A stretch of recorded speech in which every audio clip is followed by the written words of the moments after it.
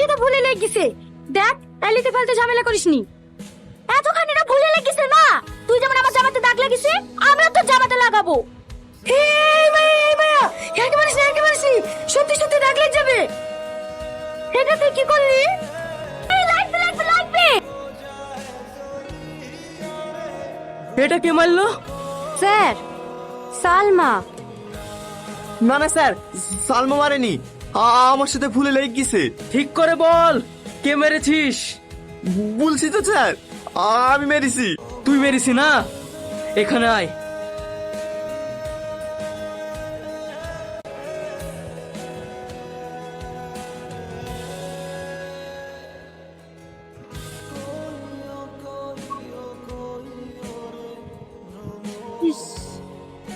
তোকে কে বলিস আমার দোষ গাড়ি নিতে?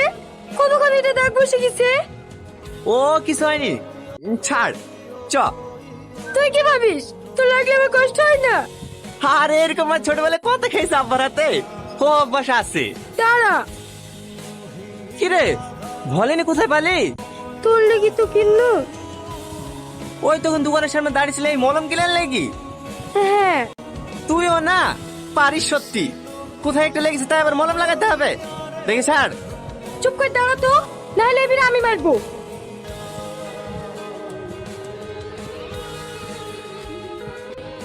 এভাবে রাস্তায় দাঁড়িয়ে মলম লাগাচ্ছি, লোক দেখলে কি ভাববে বল দিনি?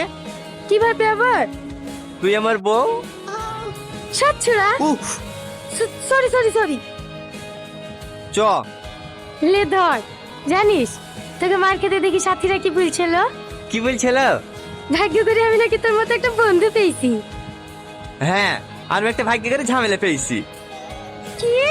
আমি ঝামেলা? লাগবে। বলেছি কেন? দাঁড়া। মা, ও মা, এই বিস্কুটের প্যাকেটটা আমায় দাও না, আজ 3 দিন ধরে কিচ্ছু খাইনি। সালমা, প্যাকেটটা দিয়ে দে। প্যাকেটে তো দুটো আছে। আপনি একটু এখানে বসেন, আমি এক্ষুনি কিনে এসে দিচ্ছি। এই দিতে আই। আরে আস্তে আস্তে খান, এখন আপনার জন্য আরেক প্লেট বিরিয়ানি আছে। খেলেন মা, পানি খেলেন। হেইলেন, বিস্কুটের প্যাকেটটা রাখেন, পরে খেলিয়েন। এই নিয়ে আপনার কেউ হয় নাকি? না, কেউ হয় না। এই রাস্তা দিয়ে যাচ্ছিলাম, অনেক খিদে পেয়েছে বললো, তাই দোকান থেকে বিস্কুটের প্যাকেটটা নিয়ে এসে দিলাম। বাহ, আপনি তো অনেক বড় মনে মানুষ। নাম কি আপনার? আমার নাম সালমা। আপনিও তো অনেক বড় মনের মানুষ। একটা অসহায় মানুষকে এভাবে পাশে বসে খাওয়াচ্ছেন। আপনাকে তো এর আগে এই গ্রামে দেখিনি। দেখবেন কিভাবে, আমি তো আজকে এই গ্রামে বেড়াতে এসেছি। হ্যাঁ, কাদের বাড়ি বেড়াতে এসছেন? ওই যে গর্তের উপর মুদিখানার দোকান আছে। মুদিখানা? সোহেলদের বাড়ি বেড়াতে এসছেন?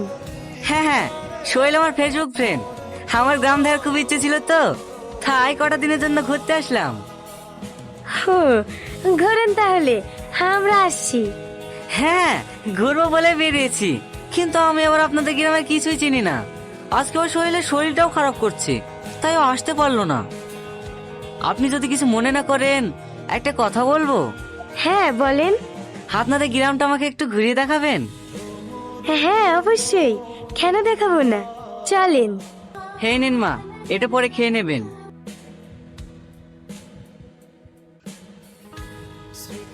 আসেন, উঠে বসেন। আমি কিন্তু আপনার থেকে অনেক ছোট, আপনি আমাকে তুমি করে বলতে পারেন।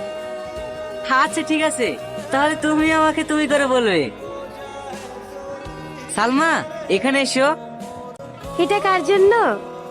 আছে একজন, তোমার পছন্দ হয়েছে? হ্যাঁ, ভালোই তো। এটা প্যাক করেন। একটু তাড়াতাড়ি বাড়ি চলো না, মা আবার বকাবকি করবে। সেই দুপুর বেলায় বেরিয়েছি। এই তো হয়ে গেছে, ঘোরাও তো হয়ে গেছে। এবার শুধু বাড়ি চলে যাবো। স্যার, কত হলো? 8300। এই নাও। জামাটা কিন্তু খুব সুন্দর, আপনার গার্লফ্রেন্ডের জন্য নাকি?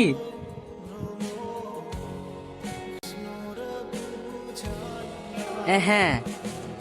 থ্যাংক ইউ স্যার, আবার আসবেন। আচ্ছা ঠিক আছে, চলো।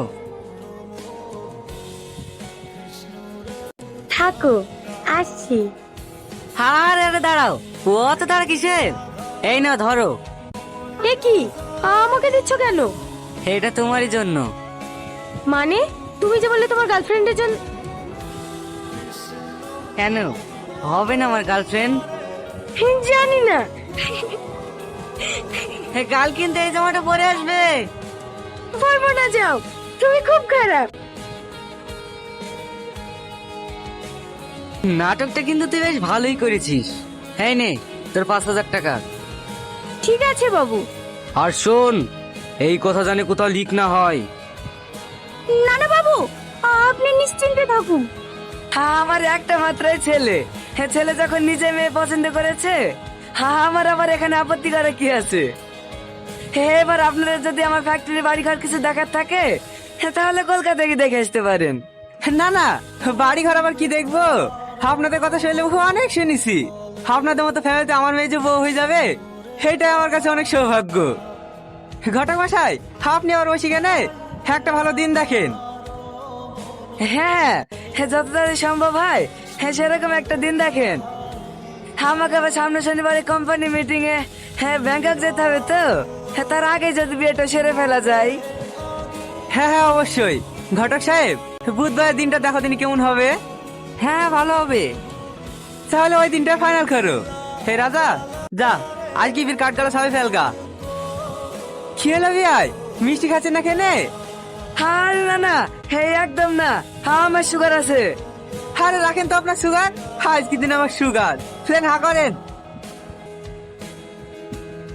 এই সাথী, তোর একটা খাতা দে না, আমি খাতা নিয়ে আসতে ভুলে গেছি।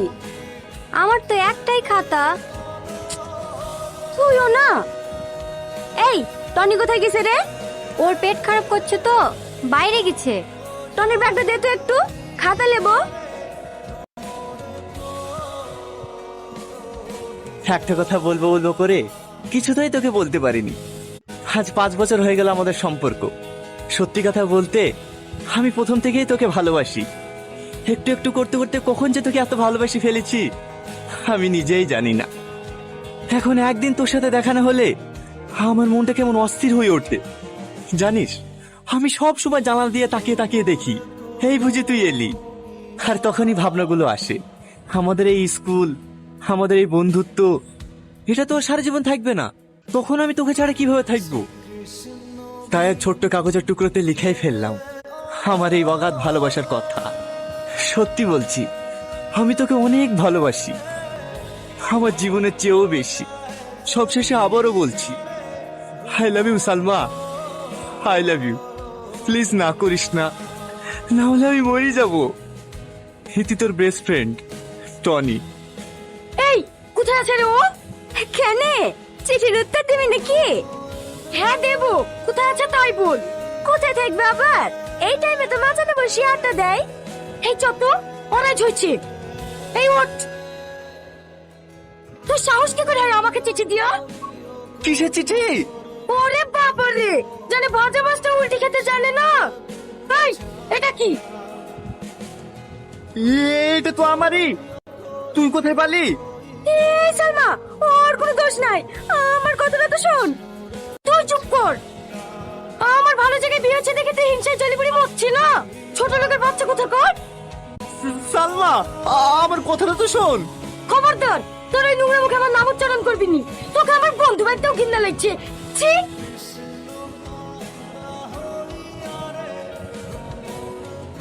সরি রে, আমার সাথে তোকে আজ এত অপমান সহ্য করতে হলো। আমি তোর ব্যাগ থেকে চিঠিটা লিখে সালমাকে দিয়েছিলাম। ভেবেছিলাম সালমা তোকে অনেক ভালোবাসে, কিন্তু না, আজ টাকার কাছে সালমার ভালোবাসা বিক্রি হয়ে গেছে। তুই পারলে আমাকে ক্ষমা করে দিস। আরে না না, এতে তোর কোনো দোষ নাই। ওকে সত্যি আমি অনেক ভালোবাসতাম, শুধু হারিয়ে ফেলার ভয়ে এই চিঠিটা দিতে পারিনি। ভাবতাম চিঠিটা পাওয়ার পর ও যদি আমার সাথে কথা না বলে আমাদের বন্ধুটা যদি নষ্ট হয়ে যায়, তখন তো ওর সাথে কথা না বলে থাকতে পারবো না। সেই ভয়ে চিঠিটা দিইনি। আর আজ সেটাই হলো। এখন 1000 চেষ্টা করলেও ওর সঙ্গে আর কথা বলতে পারবো না।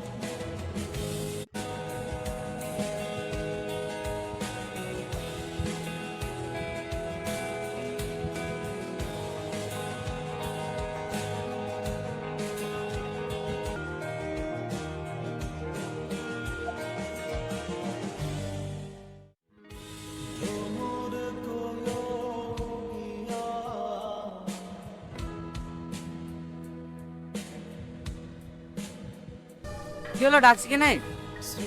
একটু তাড়াতাড়ি কর, তো শ্বশুর যেভাবে করছে ও তো দেখি সন্ধ্যা না হলে ছাড়বি না। আমাকে রাত 10টার মধ্যে মাল ডেলিভারি দিতে হবে। ডিল ফাইনাল হয়ে গেছে। হ্যাঁ, কিল ফেলে লেগেছে? হ্যাঁ, মেয়ে ছবি পাঠিয়ে দিয়েছি, শুধু রেটটা দেখিলে। ওই সত্যিলা, এত রেট কোনো বের পাইনি রে।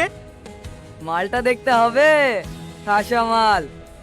যা যা, তুই আর দেরি করিস নি। সেট গাড়ি পাঠিয়ে দিয়েছে, মনোকর বাইপাসে দাঁড়িয়ে আছে, ওইখানে মেয়েটাকে পাচার করবো।